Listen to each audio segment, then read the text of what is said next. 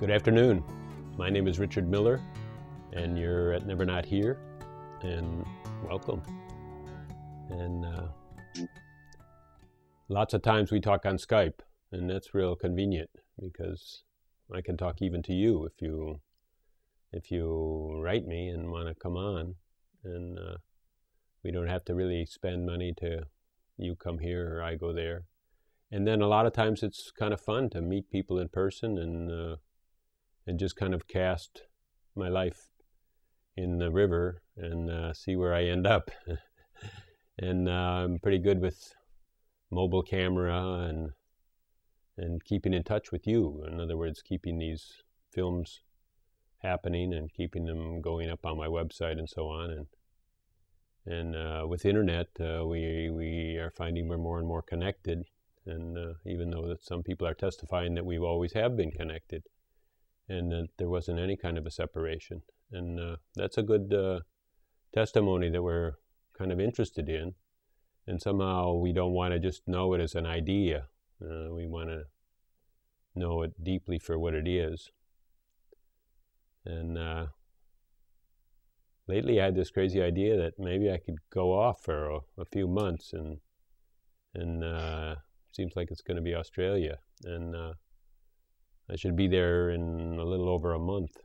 And so I'm really turning up my interest level on Australian people and Australian thoughts and Australian, how much laid back these guys are, guys and gals, and how much openness would be there for new ideas, new people, and the community of the world. And so maybe that's enough to say. I'm with David Michael Rivers today, and welcome very much. Thank you. Namaste. Namaste, namaste. It's wonderful to be here. Thank you, right.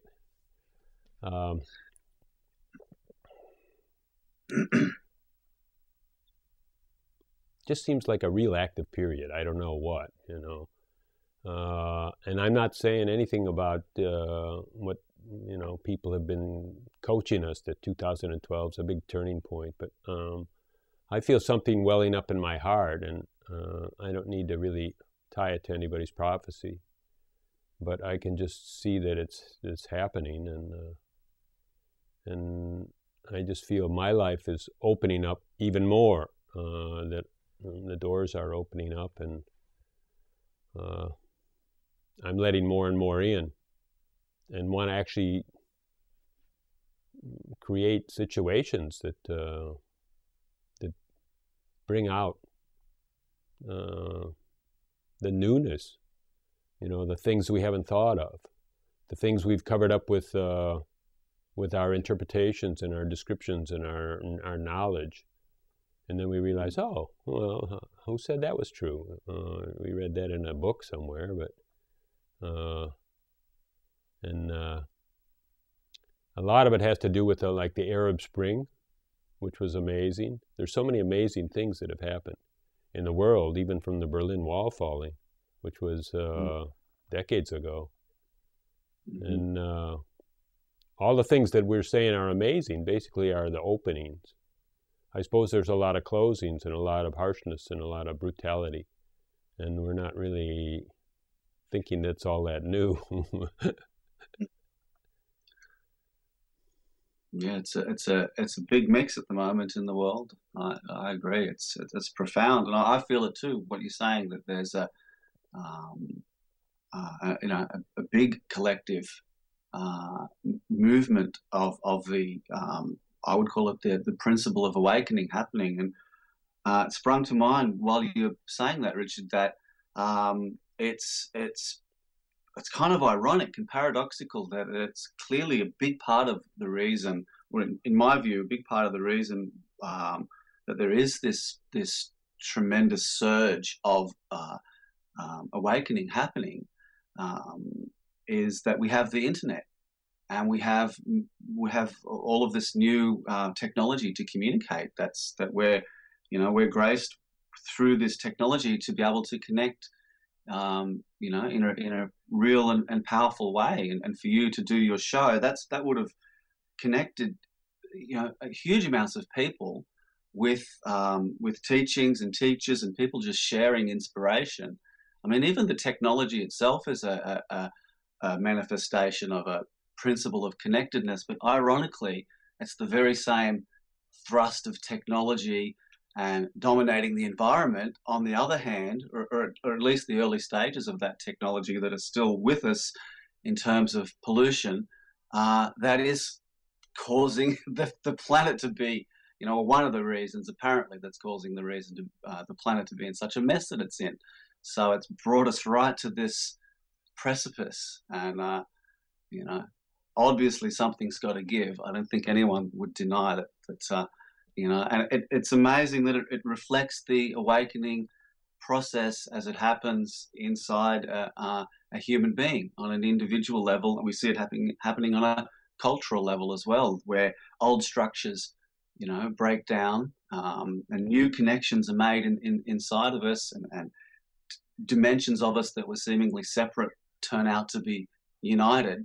But for that to happen, the entire structure of who we thought we were needs to tumble. And if we're identified with that collectively or individually, it looks like a death process or a profound undoing. If we're open to it, then it seems like a rebirth, and I guess it's both.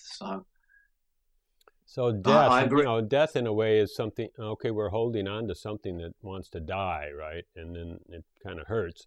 I mean, you could say it's also amazing that the saints had always said this, or you go to some texts or some scriptures, and the prophets have actually predicted this, or the Mayan calendar, or anything else you want to say. But somehow I feel it's wrong, or misplaced energy, or misplaced attention to look back. I mean, we don't even have a moment. Why would you even look back? Why would you spend a second saying that I'm trying to create what somebody else said, or I'm trying to verify that what they said was right, or see, they told you so? I mean, wouldn't that be a terrible miswaste of energy and attention that could be more fully utilized just being here now and just seeing the marvel of it all? Yeah. I agree. It can be a terrible distraction, and if our attention is on trying to scour through old ancient text to predict or to figure out what's going to happen in the future, where part of our attention is in the past, with interpretations of interpretations of interpretations to figure out what's going to happen, which is memory trying to figure out an imagination, and you're right, and we miss the present. The present moment. I think possibly one of the key points of difference with how we meet a crisis situation is how well anchored we are in the present moment, in love and faith and trust that it's regardless of how chaotic things appear, there's an organizing principle in the universe. And it's causing our beautiful human form to be so functioning and just in harmony. The sun, the planets. I said the other day to someone that mentioned to me about a lot of the things happening in the world that seem to be a critical mass, and I said, well, the flowers are still blooming, the sun is still shining. You're still tending to have an in breath and an out breath. There's a lot of things that are still They're stable. They're still the same, right? So that love and faith and trust, maybe love and faith and trust is what we'll discover in this process. And by enabling ourselves to put our energy at this moment, this is our creative moment. And we're creating, in a way, the space for that love and trust and faith. Yeah, well, that would be nice if that's what would come out of it. I don't know. I really don't know. I think things. I mean, I must say, I don't watch the news, so I think that goes a long way towards being anchored. I might start watching it more. I don't know, but a lot of us have, and I include myself in that because I couldn't figure it out. I thought that I don't know. I mean, I kind of, in a way, denied cause and effect, but then in another way, I was saying that my thoughts are the cause and the effect is a manifestation. And in a way, I don't know how to really say this, that I was relying on hocus pocus. I mean, I was a believer in magic, and I think a lot of people think that God is going to come down and, God, to just say consciousness or whatever they want to call it, is somehow going to deliver us. And I would rather say that, and that leaves you hopeful, right? Somehow that could leave you hopeful or hopeless, either one. But I'm just saying, like, instead of hope, let's just have understanding. Let's participate. Let's get more involved. Let's really look at things from the bottom up. Let's rebuild these, our understanding from the very foundations without jumping on a lot of axioms and a lot of conventional wisdoms. And what new will come out of it? I agree. I think that in terms of spiritual life and spiritual understanding, for me, grace is the absolute principle, and it's a paradox that we need to make, even spiritually speaking, and so we can translate it to this larger context. That when we make an effort towards the truth, or towards harmony, or towards wholeness, then grace comes to meet us halfway, and it's a paradox. And I mean, my other thought on that is, I think if we creatively engage the moment, is something that I like to say, which I hear reflected in what you're saying. If we out of our presence and our attention and our consciousness, if we engage what's happening, and without necessarily overlaying, like you say, ideas and thoughts and beliefs, that principle of consciousness in us it's creative. It's full of intelligence. Our own awareness is full of creative capacity, and so if we engage life with that kind of openness and engaging our being with the circumstance, then who knows what's going to happen. In a way, you said if we make an effort, or if we make an effort toward consciousness and go halfway, grace will come the other half and come and meet us. But what is that effort? I mean, isn't it just to pay attention to it? And, of course, when we're striving or trying to do something, our attention is kind of focused on that field where we're trying to move in. But I mean, I don't know if there's any effort to it. It's just a matter of, hey, watching what might be the most interesting thing in your whole life. Yeah. I think it comes down to attention. I like to say, intention, attention, and awareness together can move mountains, just as a metaphor. Although, if you consider someone hearing about the possibility of enlightenment, and in the moment that person hears about the possibility of enlightenment, they may be mired in, just in the bare bones fact of their existence as it occurs for them in that moment, may be identification completely with the body and mind, and with the stories in their mind, as people like to use the term stories these days. It's not a term I tend to use, but and the momentum of all of that conditioning, and the momentum of their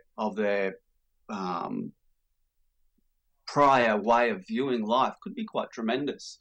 So in that instance, that effort is not only attending to the truth, is, say, in the path of self-inquiry, looking to see what within all of this is real, but the effort might be an effort to give up, or to let go, or to change circumstances of your life, to bring about the space where that your spiritual practice can bear fruit. And so even though ultimately it may be revealed that all of the effort that happened was the functioning of something much greater than the egoic mind anyway, that there never was a separate doer,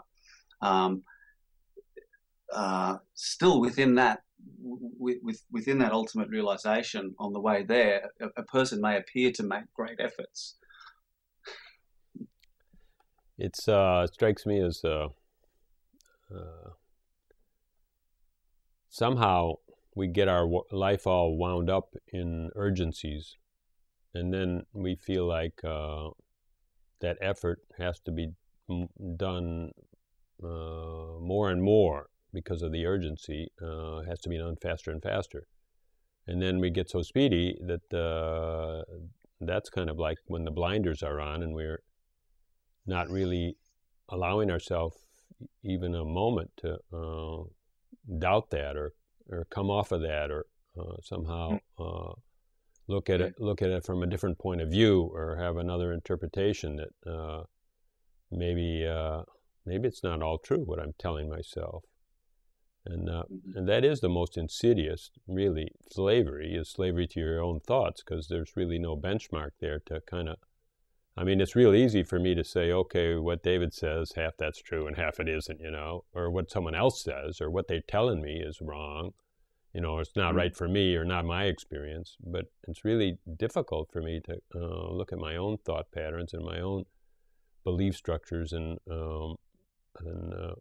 drop them even for an instant, just to see what would it be like without them, or how could life construct in a different way with. We think those belief structures are so precious.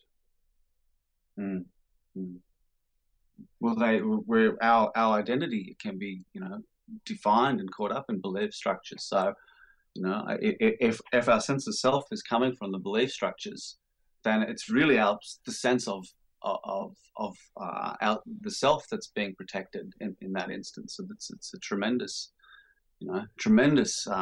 effort to undo those belief structures, with the understanding that effort ultimately arises from grace, in my view. Well, we don't really want to undo them. All we want to do is see if they're true, and then they'll undo themselves, right? I guess if you see it's not true, you're gonna see through it.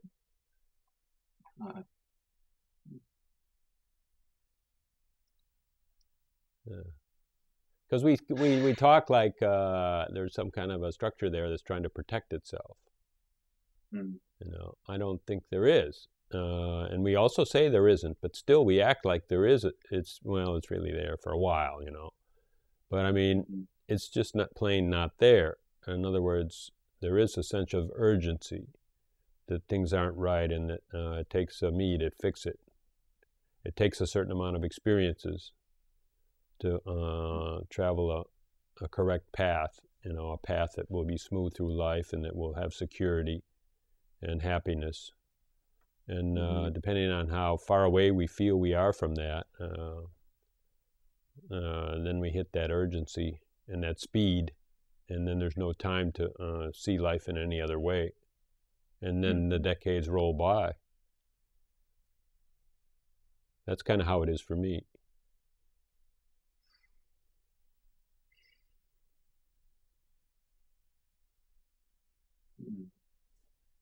But yeah, we have a great interest. We do. Both you and I have a great interest to learn what others are saying, and see what's different about life. Yeah, we're both interviewers. And even those that aren't interviewers are, they're in a way interviewing the written word, or the filmed words, or they're interviewing, by checking it out. Yeah, that's right. That's a strong part of and the way I see it, that's a large part of the spiritual process is, satsang and association with the truth. If there's people who are in a state, let's say, just for want of a better way to put it, a state that you're interested in, or a new understanding, or a way of approaching life that appeals to us, then it's natural that we associate with those people, and we become interested, and we ask them questions. Well, okay, how does that work? I guess even in sports, if you're an athlete, if I was a basketball player, it's probably natural that I'd be watching the NBA, and I'd probably be reading about the great basketball players and studying their technique, and so yeah, that's a natural thing. Right. It's a great. I was going to ask what's interest, and then you said the basketball players. Well, then it must be kind of like a curiosity and a admiration. And but if it has to do with your life, it maybe has to do with interest is something you feel is missing. Yeah, or the other way to look at that is, I mean, and with the same thing, but the other side of the coin to that is you feel the potential of a possibility. If we intuit that there's something more than meets the eye, but we're used to we're completely conditioned to that life comes through the senses. What I can see and hear and touch, taste, it's real. But we intuit, we look everywhere in the realm of the senses, and we try on every possible combination of sense perception, which is basically what the manifest world is, and it's basically what the Western culture of entertainment. It's just kind of juggling different sense perceptions to have them be pleasurable, and that after a while, if we're discerning, we realize, hang on a sec, none of this is doing it for me. It doesn't matter, what it is. The sense pleasure only lasts a certain amount of time, and if we intuit because it's something's missing, sure, from that angle, from viewing things from the point of view of the sensory world, there is something missing, but it's not actually missing. It appears to be missing for the from that point of view, but we only feel it's missing because I truly feel that we intuit that it's present. I mean, it's present and here, but we're overlooking it. So the only thing that's missing is our awareness of something that's already here. And I think that possibility, or that presence of consciousness or awakening or the divine God or God is calling us. And I think that's so. We're not only that. Do we look? Not only is the search motivated by a sense of incompleteness, but it's also more so motivated by an intuition or a calling from within, that there's something more. That's a really good point, because I've just been noticing that even energy and enthusiasm all has to do with a belief that there's something more or there's something possible. And those that believe that nothing else is possible, not much energy arises in them, especially for those particular things. They could be feeling that not much is possible in all of life, and then they're in a deep depression. And yeah. So I can see what you're saying is that interest is a combination of needing something, but also feeling that it's possible. It's possible, and I mean, spiritually speaking, that realm of consciousness, or our Buddha nature, if you will, that's our present awareness and aliveness. It's very, very close to us, and it is the source of tremendous energy. It is the source of inspiration, of actual inspiration, and of real life force and the life current. So when we start to become interested in it, when we put our attention on that, when attention goes back to its source, the source responds, or awareness responds, and so it is a dance, and it is something where that, I mean, when I say grace comes to meet us halfway, it's also a way of speaking, because grace is always right there. I mean, it's grace is in my view, the intelligence and energy of consciousness. It's what's it's what's looking through our eyes. It's what's beating our heart. So it's very close to us, and that intelligence, that energy of life is it's as you know, it's transcendent of duality, and it's infinite. It's the source of all of our creativity and life. So it's certainly not an inactive participant in the spiritual quest. I feel that the urge to seek it is really it prompting us and calling us in. So as much as we look outward and the world is dissatisfying, as much as that is true, this presence of this greater consciousness, is guiding us, for want of a better way to put it. Yeah, I at one time I was kind of like denying that, I was, because it's not real concrete. It's because what's really here, what has presence, I mean, what has substance, is this moment. And if we're trying to get away from it somehow, maybe that's an urge to escape more than and what we're going towards is a concept in a way. And you're saying, okay, well, beneath that concept is also some kind of a knowing, and very well, there's no way I could deny that, actually. Yeah, it's presence, like you say, the now, the presence of now.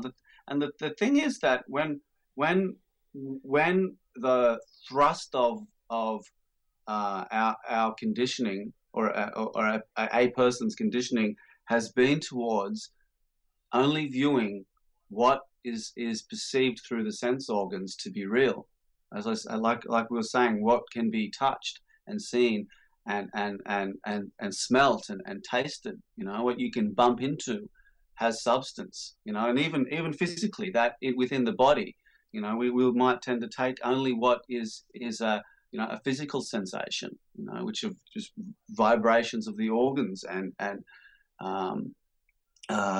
sense perceptions at a physical level. Then it's a leap, it's a quantum leap to go from awareness shining through the senses and then taking the sense data that comes back to it as being real, to the sudden understanding and knowing, or resting deeper. I mean, however it occurs for someone, resting deeper in that awareness itself, that it can know itself directly without the sense organs. So, well, is there a point where you're knowing yourself directly and the sense organs are missing? I mean, they're still there, aren't they? But maybe that's not your first, the first field of your the first field that you're paying attention to. But I mean, what are they missing when you're awake?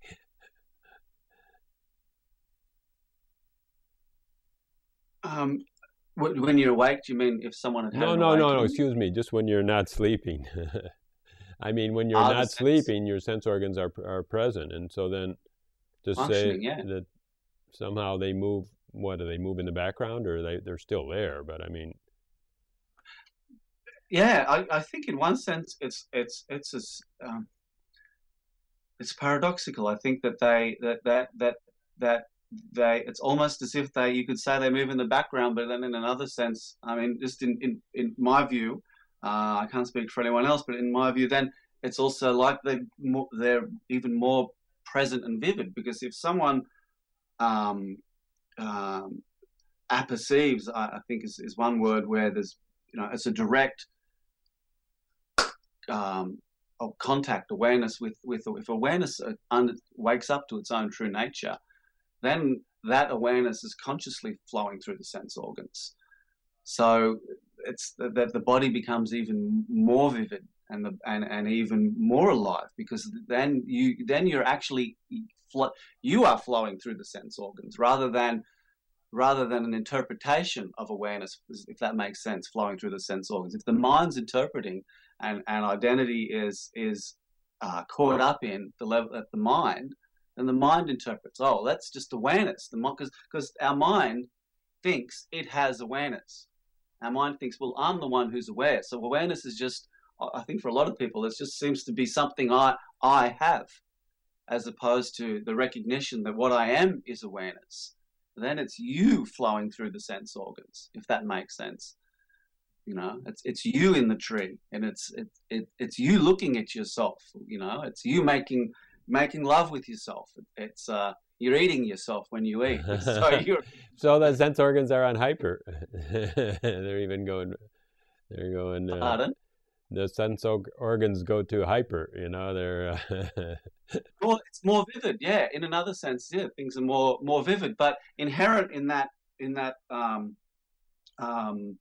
revelation or that understanding is that there's I mean, it's a paradox in it. I guess it's talking about this at another level, is that there are no sense organs, like you said, you know, and that because there's nothing other than awareness at the same time. So,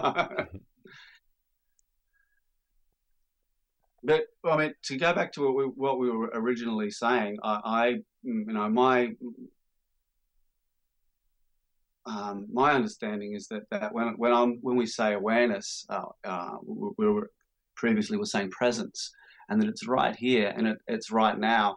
The word presence is a concept, you know, but presence isn't a concept, because then when you reflected on that, you suddenly said, well, you can't deny that, you know, that presence is right now. That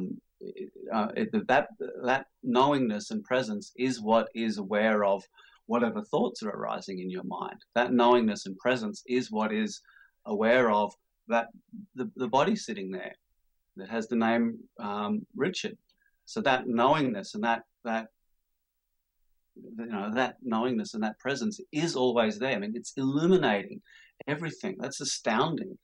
You know, just the fact that it's, you know, it has that power of illumination, that, you know, even the light of the sun depends on this presence. The presence is prior. The light of the sun, we illuminate the sun. It's not that the sun illuminates us. And that's astounding, you know, and that's something anyone can look at and you can see that. That's true, you know, okay, the suns are, you know, arising in this presence that we are. That's just amazing. You know, just the fact that we're here and we're conscious. So, and spirituality is about, you know, I guess it's the shift.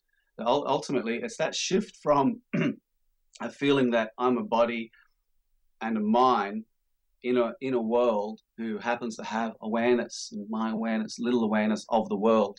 You know, it's beginning to consider and explore that maybe that's not true, and it's possible that, and if we investigate, it turns out, you know, but like I say, it meets us halfway when we investigate it and we become open to that possibility and look inside with intention and attention, and awareness. We investigate the nature of awareness. It turns out it's the opposite is true. That the body and the world, you know, happen to are appearances in this ocean of presence. And when we investigate the presence in Dave Rivers and the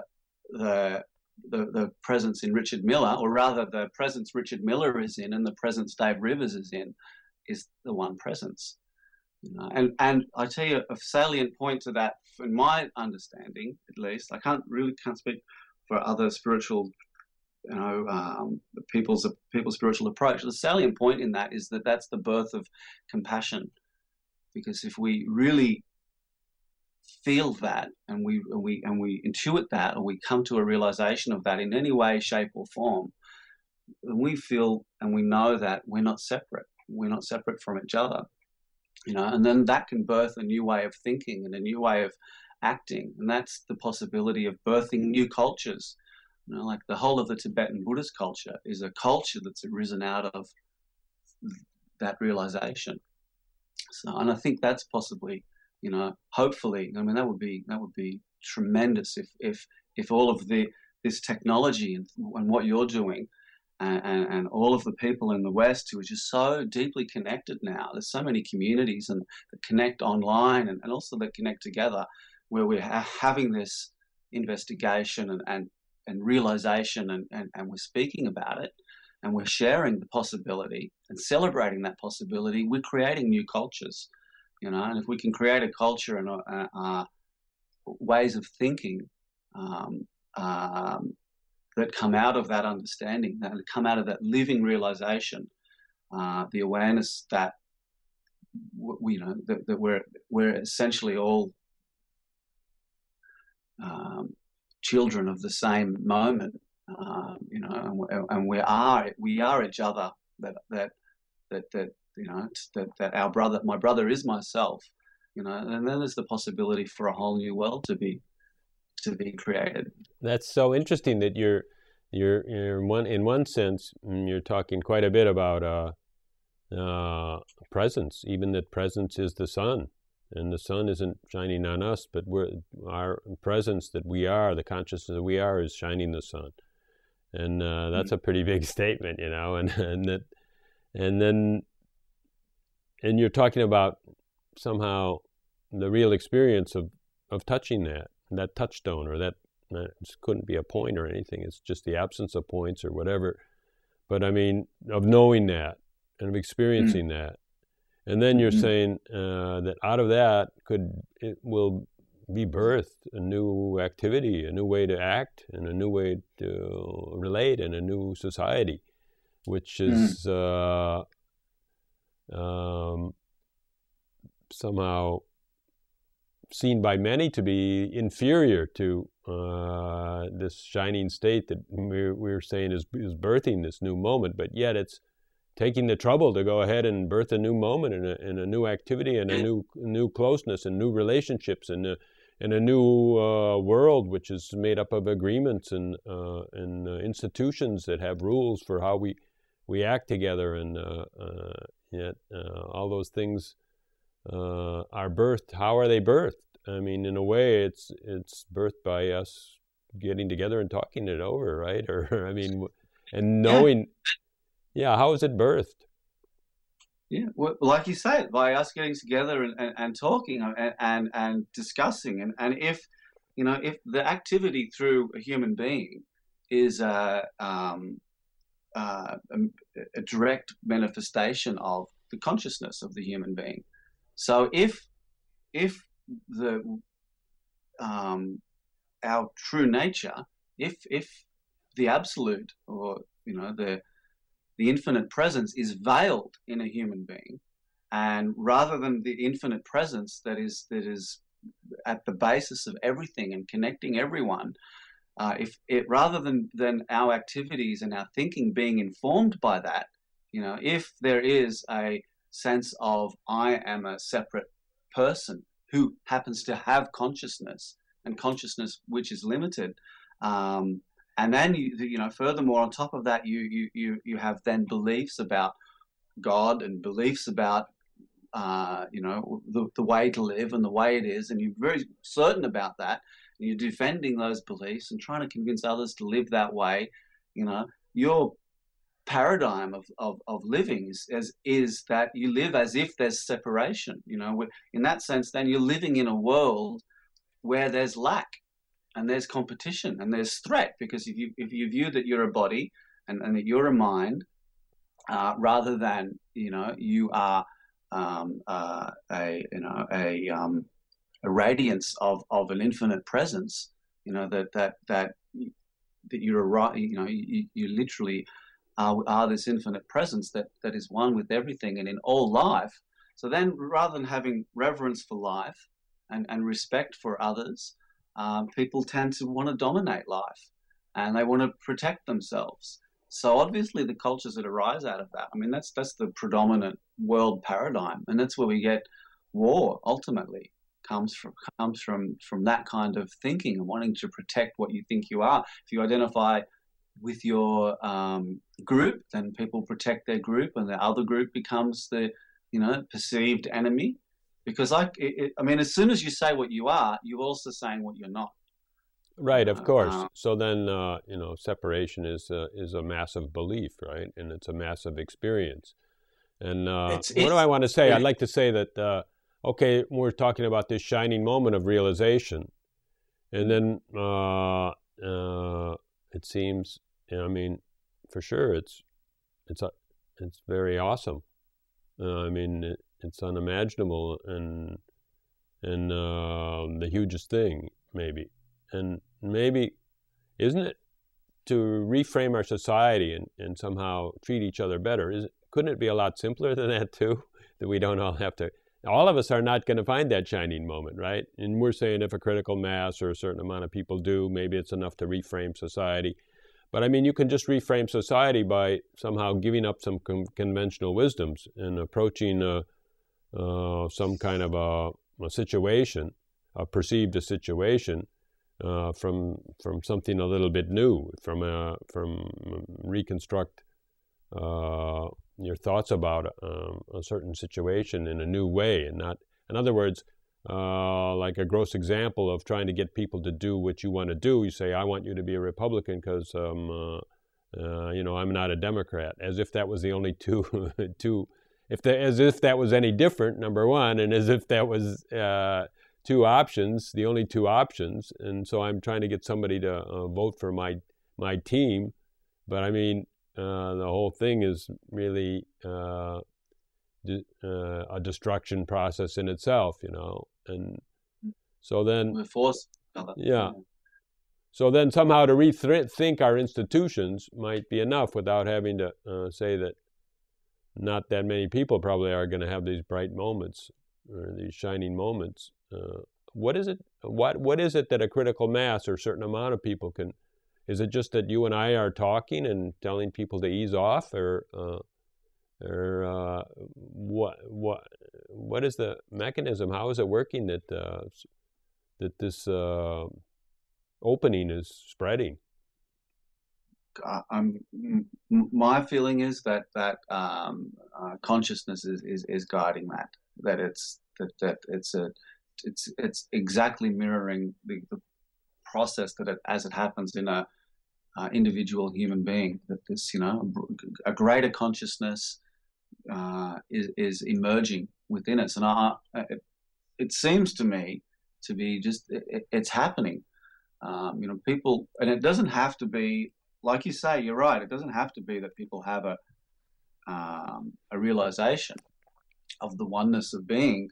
This is, I mean, that just collectively we're aware that we all live on the one planet, and people are aware of that and aware of our interconnectedness with the planet much more today than we would have been 200 years ago as a collective. So that's a broadening of awareness. I mean, that's to me, that's spiritual, realizing, whenever the more aware we are of our relationship with each other and our interconnectedness at the manifest level, we're all interdependent. And the more we become aware of that, the more our actions will tend to be in alignment with that awareness. So, and we can see this happening now with arguments with politicians about what they should do about climate change. Should they have carbon taxes, and they want to do it this way and they want to do it that way, and the old structure is shifting, and new paradigms are emerging out of that, and that's a new paradigm emerging out of an awareness, so because there's people communicating that, and not only are there people communicating the idea of it, and not only has people's conceptual understanding with the media shifted and grown relating to the planet, and we're all interconnected, but everyone's viscerally aware, even here, that it's this time of year and we're having sudden storms and sudden major winds, and I flicked the TV on just last night and there's floods somewhere, Yeah. so we're aware. Yeah, well, the internet gives a lot of news. I don't know. I guess they track these weather things and say in the last 100 years it's more and more erratic or more pronounced, the severity of weather and so on. But whether we have to identify with that and say we did it, I mean, or how can we viscerally know what the weather cycles of planet Earth are, in a way? Because I mean, there was global warming before. I mean, there used to be an ice age, and it went away, right? And there was nobody. Maybe there was nobody driving cars around doing it, but it still happened. But I mean, like in America, we have such rhetoric about freedom, and we'd like people to leave us alone, right? And just don't tax us and don't do anything. Of course, give us services. And, we have this idea that we've been so indoctrinated by what we call the free market. And the free market is valuable to somebody, but not necessarily to me. But still, we talk like as if that's the foundation of our society, when really it's only an imposed institution. And I mean, the free market has made it so that large industry has closed 50,000 major factories in the last 10 years because they took them over to China. And Chinese love the free market. And, the crisis that we have now about jobs, there aren't any. Those jobs are gone, and they're not going to come back in the near future in any guise whatsoever, And we had a lot of rhetoric about raising capital, accumulating wealth. And it turns out our tax structure is wealth made by money, capital gains and such, is taxed at 15%. Wealth made by muscle and effort and a job is taxed double, more or less. And so then if we just keep saying the same rhetoric and wealth is accumulating so big that it's divorced from the community, it has nothing to do with people anymore. It just has to do with more wealth. And then we tax it at half the rate that we tax our labor, if we're lucky enough to have a job and be taxed. I mean, these could be just places to change the rhetoric and look in and change the institutions. Yeah. And I don't know if that takes enlightenment to do it. No, yeah, I mean, I don't know, and I'm not necessarily saying that. And I mean, just looking at that now, when you said it to me, I mean, of course not. We have, as human beings, we have tremendous creative potential, and I mean, we've got into this situation, and I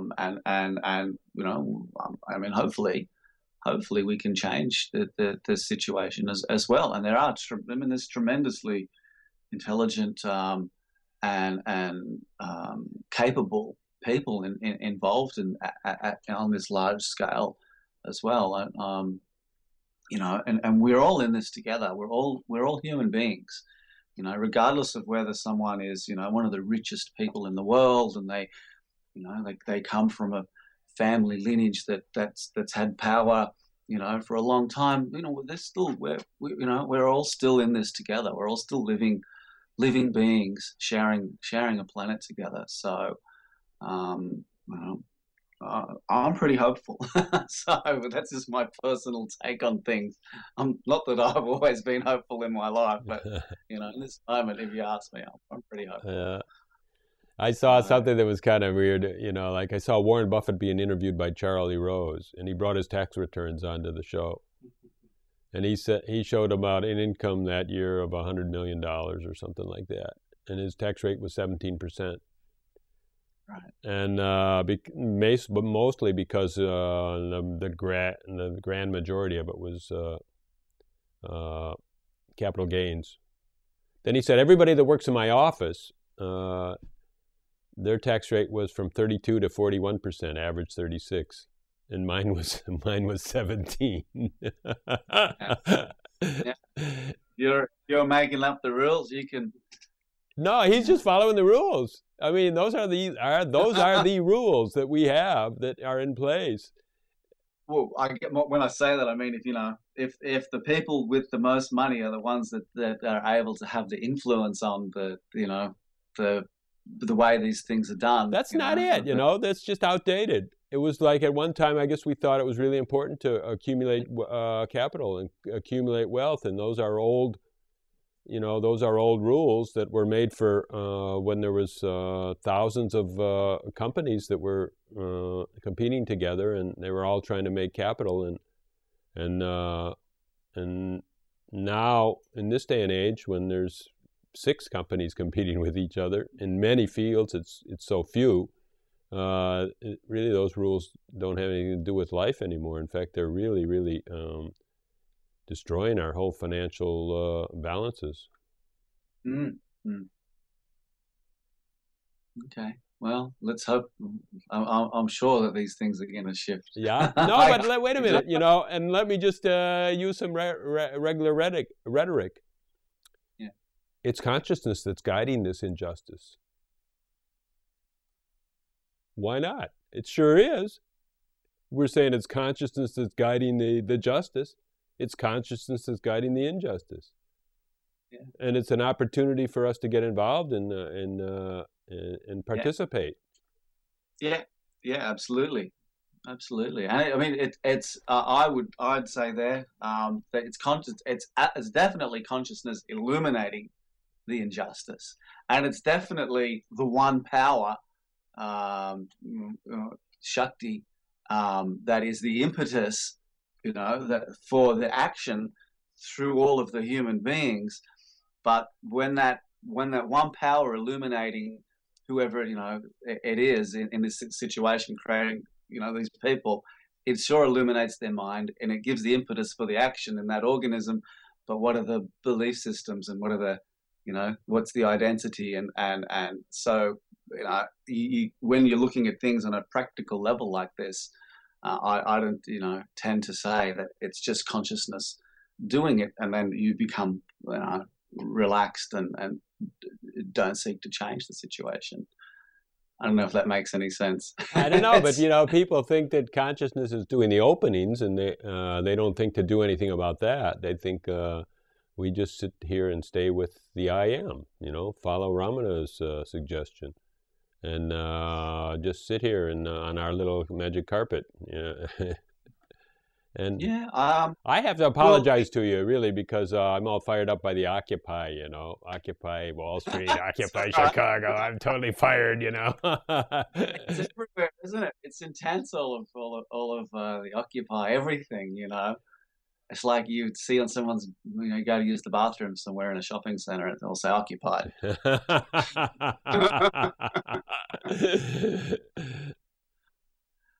Yeah, no, that's okay. It's an amazing time to be alive. There's just so many, changes happening, and it's just a powerful, amazing time to be alive. Right. I feel so much of spirituality has been used to disengage. And if I wanted to have one message or one word, I would just say engage. Yeah, I like that. Absolutely. I mean, I like to say creatively engage your life, creatively engage your body and your mind and your life. Bring your whole of your, awareness and consciousness and presence to the moment, and be engaged. Exactly. I love that. Be creatively engaged with your life. That's what I'm kind of the point I meant to make when you said, well, consciousness is, guiding all of this. Ultimately, its consciousness is illuminating it and giving the impetus for all of the action en masse through the impulse of the divine energy.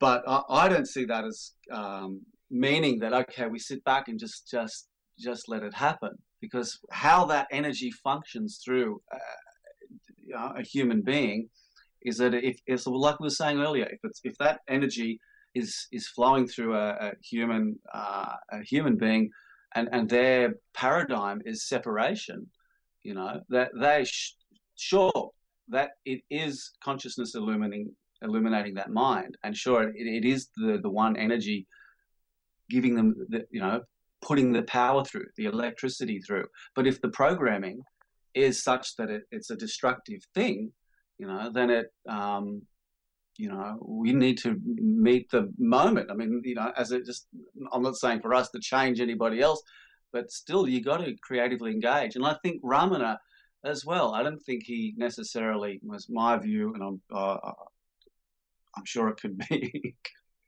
Anyone could argue with it, but you know, when he had his awakening, there was a trauma in his life.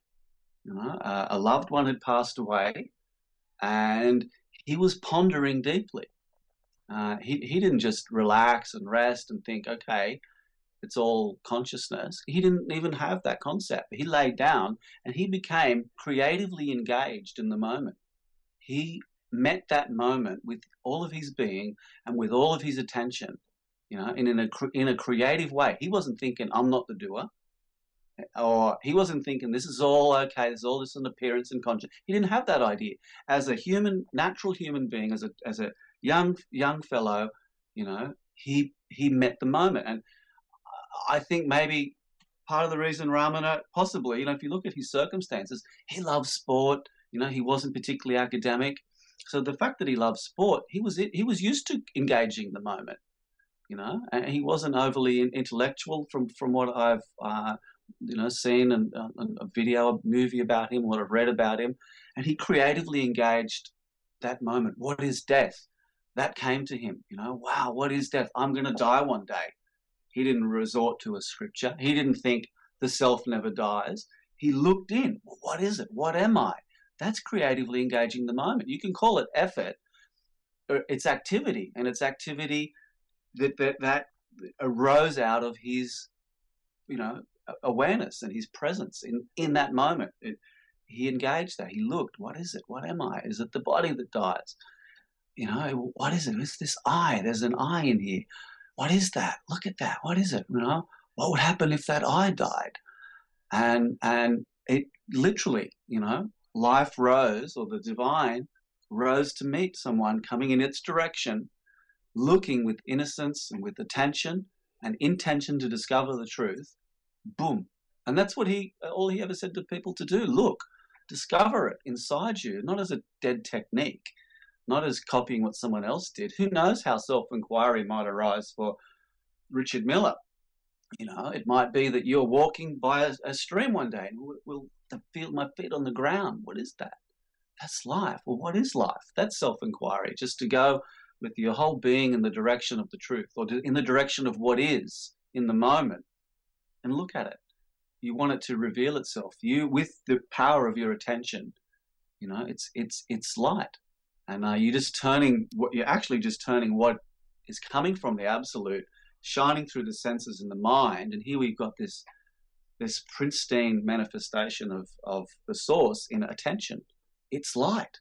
You know, we can shine it, and we turn it back. You know, we turn it back onto its source, and look. Well, where does this come from? Where does the light of attention even come from? You know, so I think Ramana creatively engaged his life. Fantastic. I mean, I've never heard of such a passionate and introduction to Ramana and self-inquiry, and actually one that was so interesting, like saying, hey, I want to do that, you know. I would do, of course I would do that. Of course, when I think of death, you know, I think I could do that later too. That would be okay. But very well spoken, very well spoken. Thank you. You're welcome. Yeah, it's you know, it's amazing when we have this gem inside us. You know, it's amazing. It's worth it. It's worth talking about. It's worth being passionate about and discovering. And it's not just that we discover, you know, this treasure chest of happiness. And you know, that we discover that we're not the body and we're not the mind, that we are eternal consciousness. I mean, it's a lofty concept, and to discover that, it's clearly that's worth going for. But it's that it's like I was saying before. It's also that it births a new paradigm, and it's the birth of compassion, which my understanding of compassion is common passion, which is common feeling. And the feeling that is common is, you know, when they say I am, that the I am in Dave Rivers and the I am in Richard Miller, and the I am, in a terrorist, and the I am in a millionaire, and the I am in a child starving in Africa right now is the one I am, and that naturally gives rise to a different kind of action. All the old conditioning will still function, and that that's a whole other story, because the undoing of that conditioning, because there's a shift in attention and awareness into a global field where everything's connected, and we literally then become a human brotherhood. It's the brotherhood of man and woman. Yet for that then to start to operate in someone's lives, so people's lives in a way that makes a difference at the level of action, that's a whole other thing too. But it instantaneously produces that affinity and that union with others. That's so interesting that you say that. That point when that awareness turns to action. I mean, that is that is really, for me, that's like a real interesting investigation to see, well, what is it that causes a certain point to be a turning point? And when you speak about things that sound like a turning point, like the shining, let's say, or somehow the light, the bright, somebody says, when you have an experience of the bright, it sounds like a turning point, that after that, everything will come together. When you say the belief in separation, right? It sounds like, when I don't have a belief in separation, then that'll be a point when I'll really be active and I'll really be doing things. And the whole society will, it almost sounds like a biblical prophecy that says that God's will bring his kingdom to earth, But I mean, what are we waiting for? We're waiting for God to bring it to earth, And so then for 2,000 years, everybody's kind of been disappointed because he didn't bring it to earth, or at least nobody has admitted that he brought it to earth.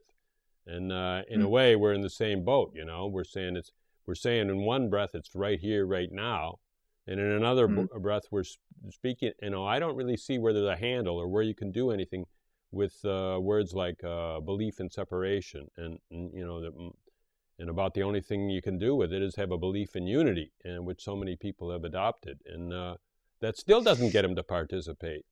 That still doesn't get people to turn out to the polls or.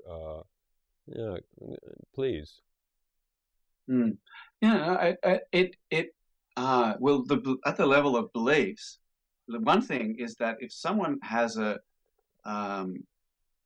my feeling is that if someone has an awakening, and they become directly aware of this, if the oneness awakens to itself, it was the oneness all along looking through your eyes.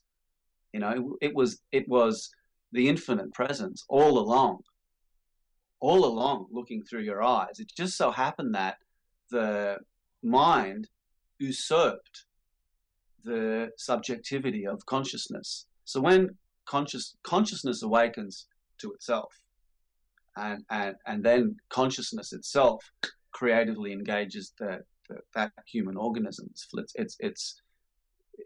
it's not that the person awakens to consciousness. And when that happens, there's a direct understanding and awareness of the unity that we're speaking about. But that doesn't necessarily change a lifetime of conditioning. It doesn't. So that's a whole other level. And that, Ramana spoke about that as the fan, that you unplug the fan, if it was spinning really fast, it's still got to spin and slow down. And at the same time, there's still room for someone to continue to creatively engage their own life and their own being. I think it's in Zen, and correct me if I'm wrong, but in Zen, they go for awakening. Here's how the Zen approach it. I think that they're good at this, and they approach it. Let's not worry about the conditioning.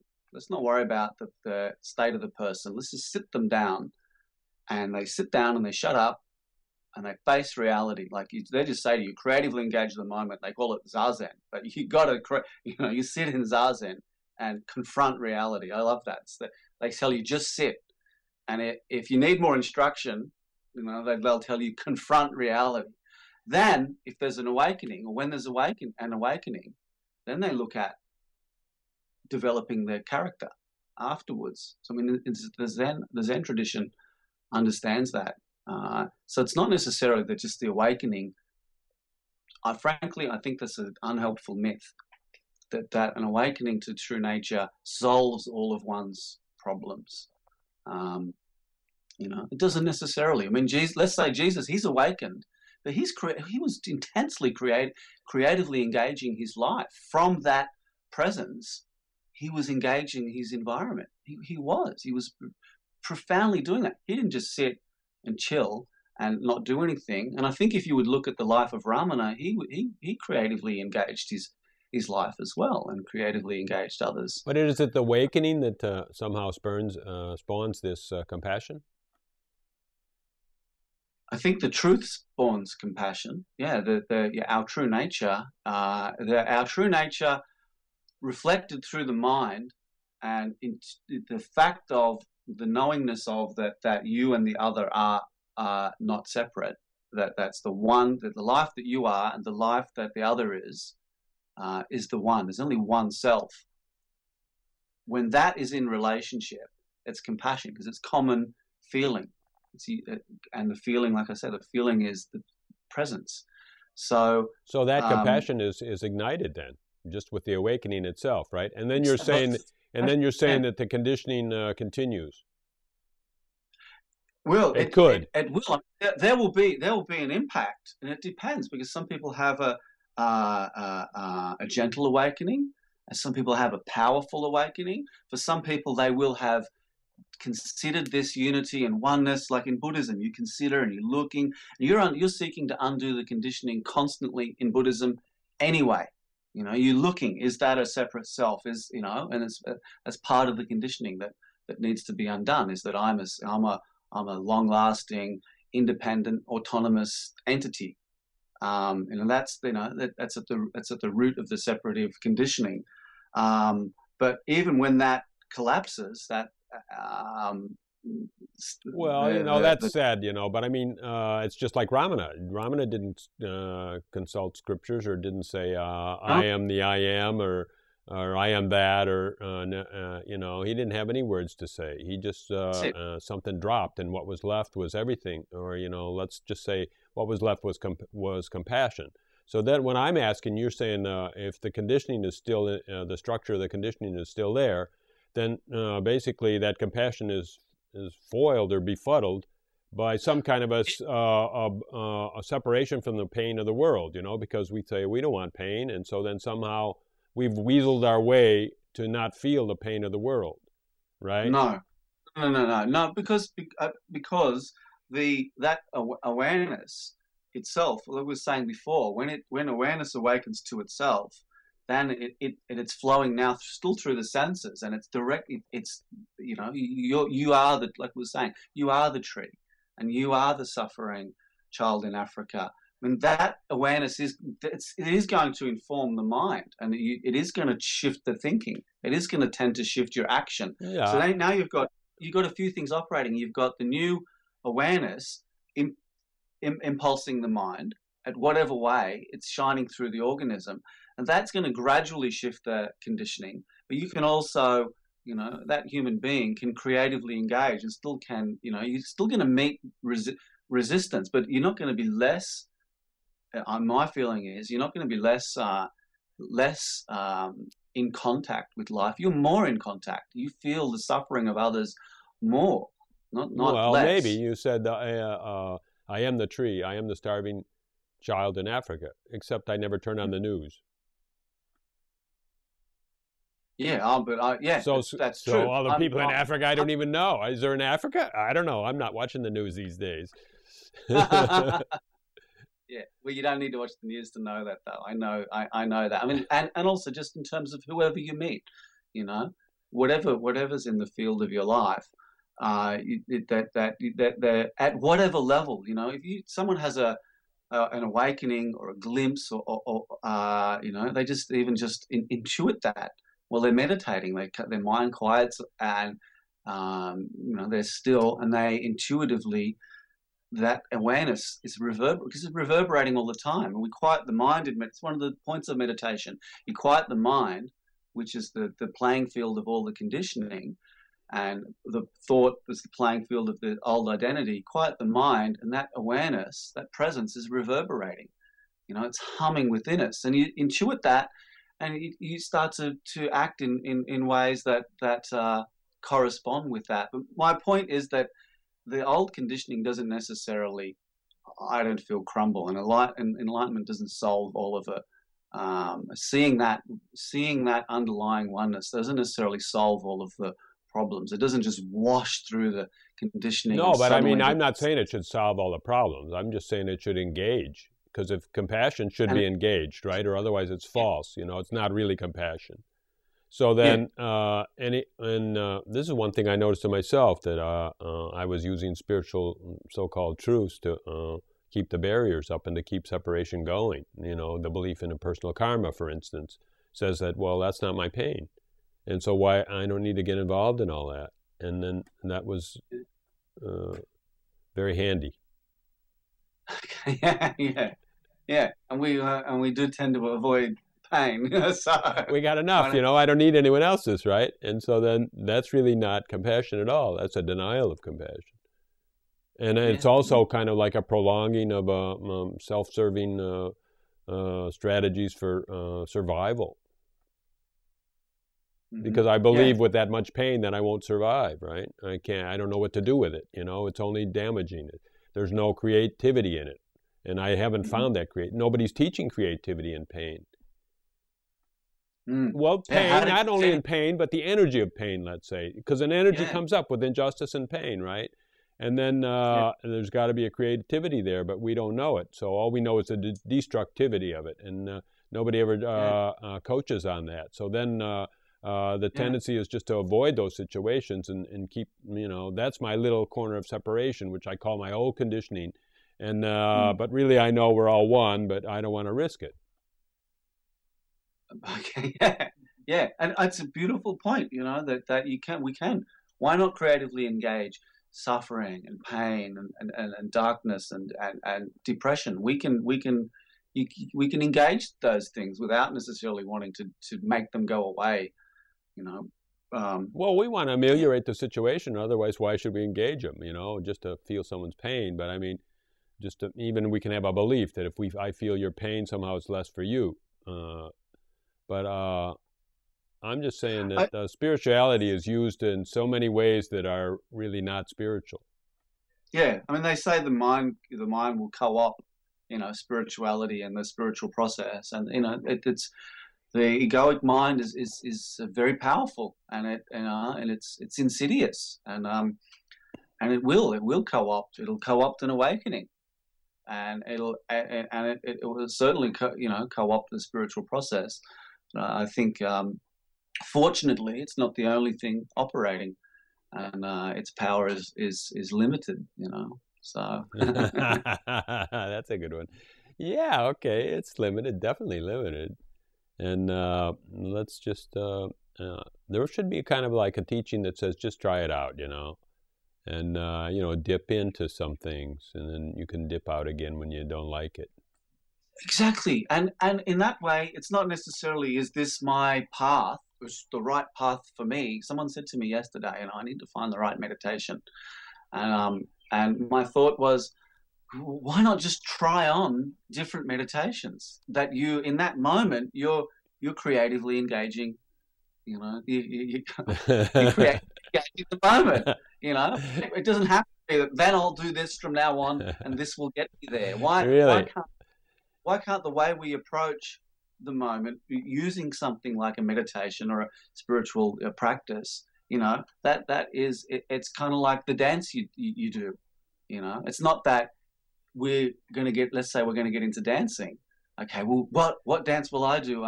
Maybe for me it'll be the salsa. Richard Miller's got his dance. I got a good DJ here. Well, I mean, I would probably want to just say, give up all that crap, and go out to occupy. Or, karma yoga is probably a good one for that person, Just go where somebody is way worse off than you and realize how great your life is.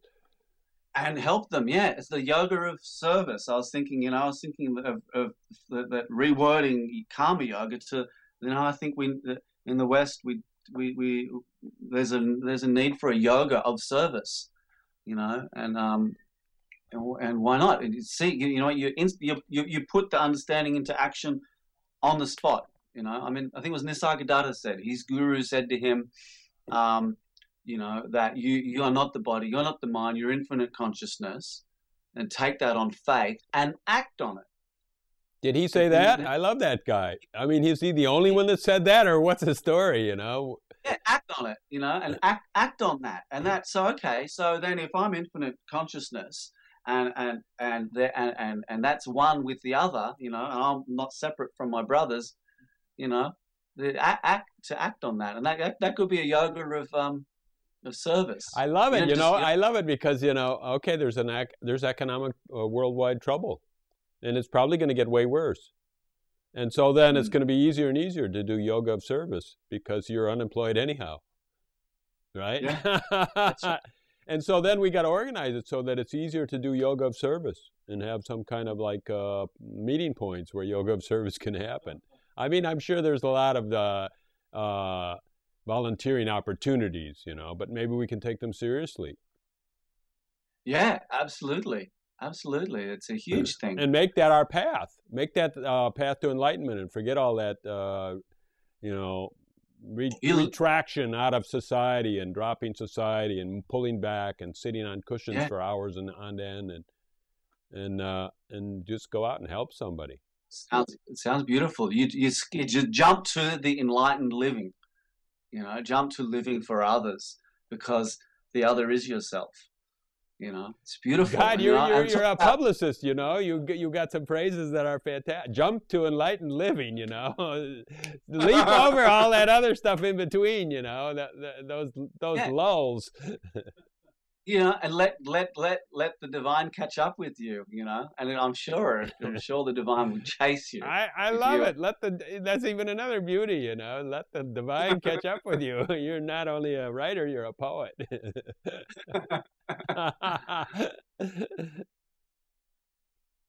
Thank you. And it's inspiring. Thanks. It's inspiring for me too, because that's what I've just been waiting for. I've been waiting to hear these kind of things that just say, let's just jump into action and not say that, Source is doing it. We better wait for Source to show up, because Source has his own time schedule. Yeah.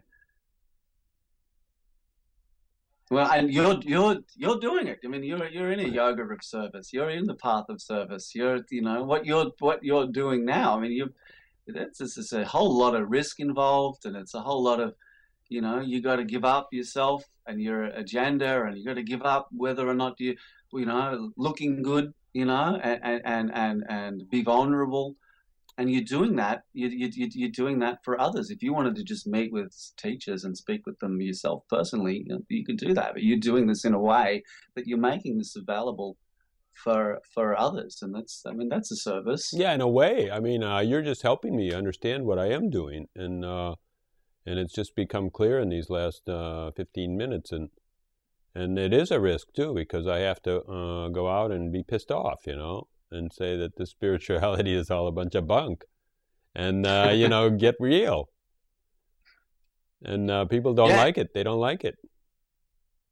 Yeah. And I'm going to say it more. I think I'm really, really getting pissed off now, and I really see the way, the yoga of service.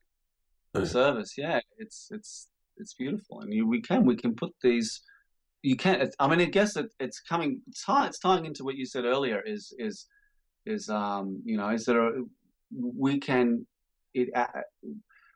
can engage and live that truth, and create,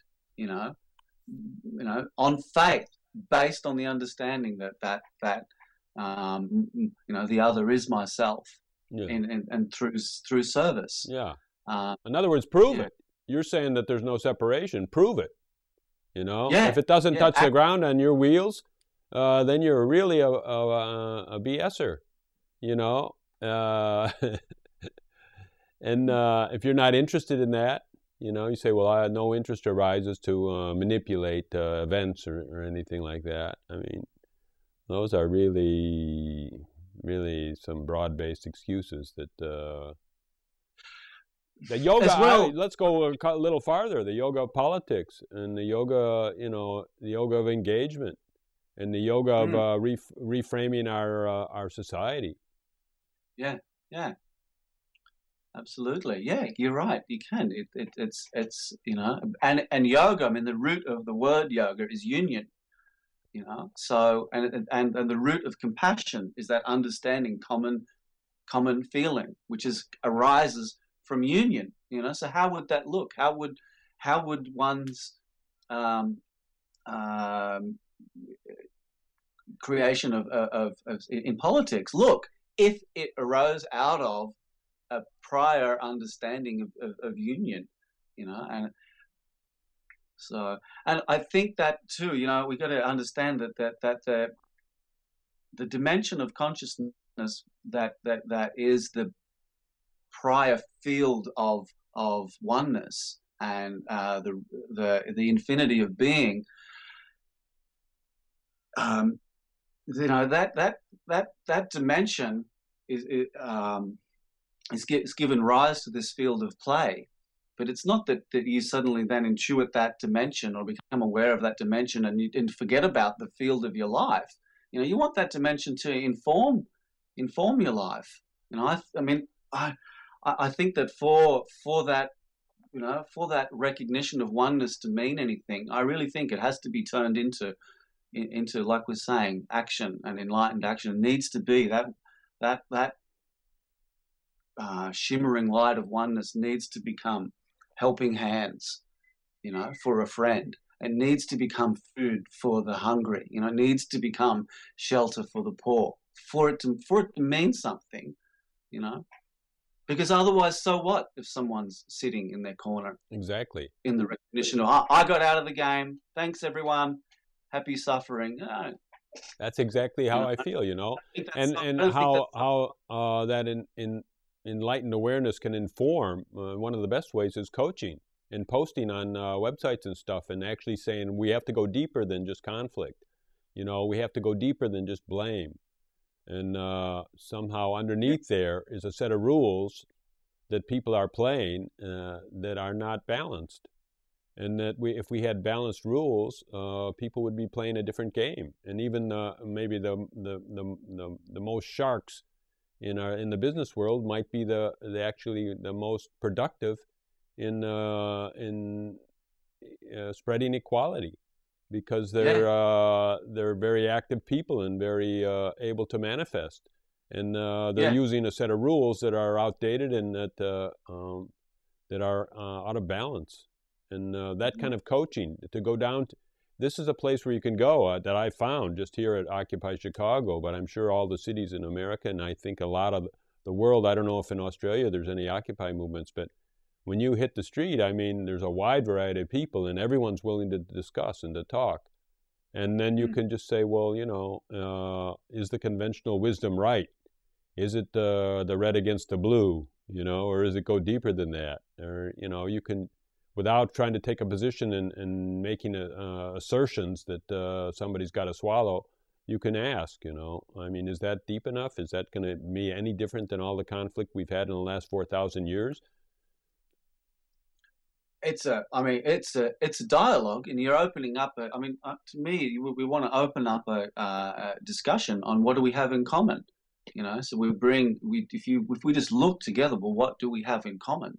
We build that with people. We don't even need to engage. In my view, that's how my instant response to that. We don't necessarily need to engage the level of the paradigm where it's at. You can just go straight to an inquiry with someone. It's you and I, what do we have in common? Because you can inquire in a dialogue, with a community or with a group of people, and look with awareness. It's the exact same principle of self-inquiry. And then you can ask, what is the action that when you get to what's in common, we can ask, what action can we have come out of that commonality? So, you start with a deeper understanding of the interconnectedness of human society, human beings and the planet, and look at that together, and then look at, well, what can we do? What can, and build something fresh out of that understanding of our connection. Definitely build And that's, something fresh, because I mean, no matter how we came to that understanding, if we're bringing that somehow enlightened awareness, let's call it, into into this dialogue, a series of dialogues, there's no way that we have to say the belief in separation or oneness or any kind of awareness being aware of itself. There's no jargon needed, and we can just look for what's common to us, which, many times is just that, oh, this guy loves his family, and I love mine too, yeah. and then this guy wants a creative outlet for his energies, and I want one too. And society somehow overlooked him and a whole group of people around him. And they said, well, it's too much trouble to make all those tiny little rules that would include everyone. Let's just kind of streamline ahead and see if something doesn't come to you from, what they call trickle down or something like that. And I think that, then we can throw away all that teaching. And however we got there, we can honor it for how it brought us there, but bring something fresh. Find a new dialogue. Find a new way to find out what's common without making these assertions that seem impractical.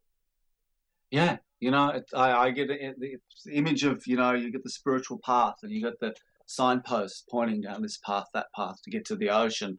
And inevitably you've got some people trying to sell you, go this way, and someone else going, no, don't go that way, it's the long way, it's sightseeing, it's just full of distractions, and someone else going, this is the direct way, and you get some guy with a backpack, he just wanders straight into the jungle, and weeks later he comes out, I found it, and it's good.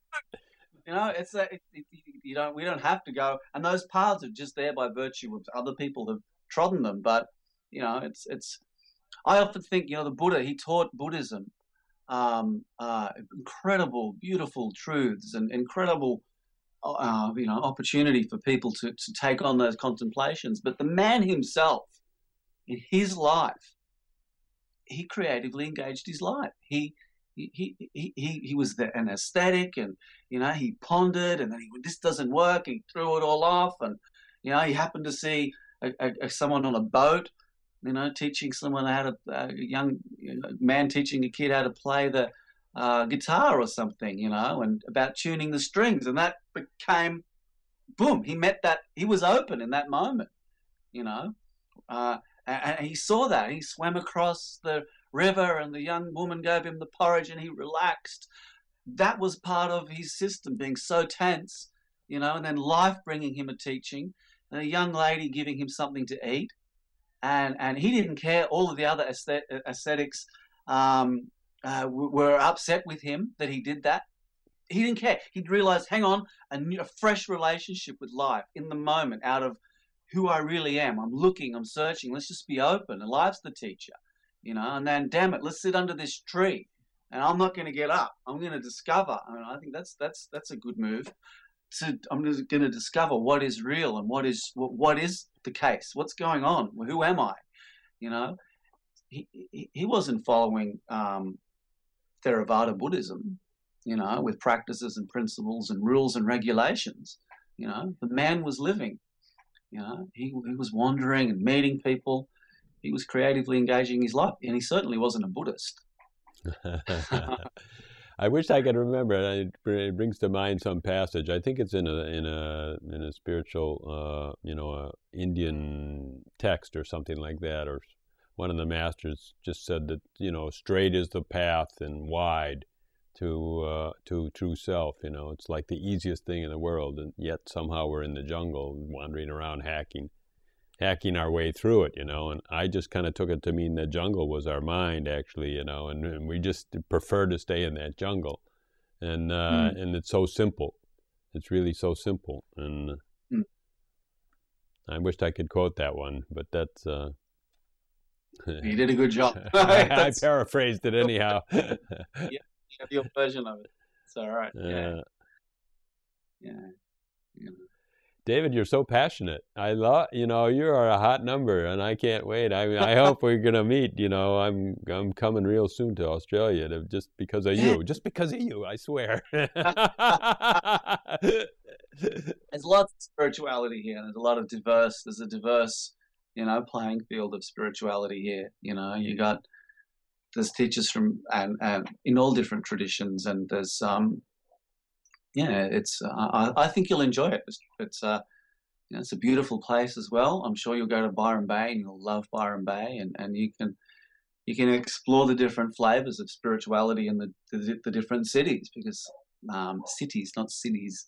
There's Melbourne. There's teachers in Melbourne, and obviously in Byron Bay, and I think you'll enjoy it. And I would love to meet you when you come over here. That's just what I really want to do. I would like to go to every city on the way and just make it a journey of consciousness, and somehow see people that are awakened and are teaching, and see people that have some doubts, and see people that have that inner knowing that we talked about, and then just investigate how that hits everyone, right? And then let's just get a real panoply of everybody along the path, and anyone that wants to talk, and really just say, this life is important to me, and the life of my fellow man is important to me. Yeah, yeah. It's beautiful. In the meantime, we can start a few occupies. Reframes of society. Yeah.